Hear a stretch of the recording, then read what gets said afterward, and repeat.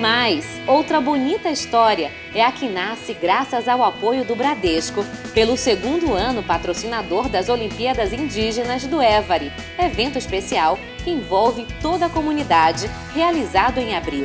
O nosso objetivo aqui é para resgatar a cultura, colocar na prática os dons, os talentos que tem, e aí é uma maneira da gente tentar incentivá-los.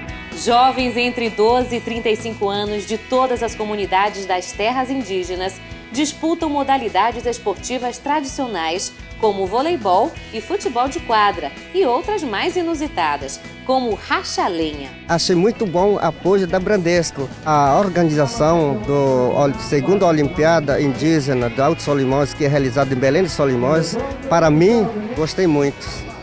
A presença de todos que estão aqui. O Bradesco Expresso e o apoio às Olimpíadas de Évari movimentam Belém de Solimões, garantindo uma injeção de autoestima na comunidade. Essas ações nos ajudam a escrever mais um belo capítulo na história do Bradesco. Isso é presença.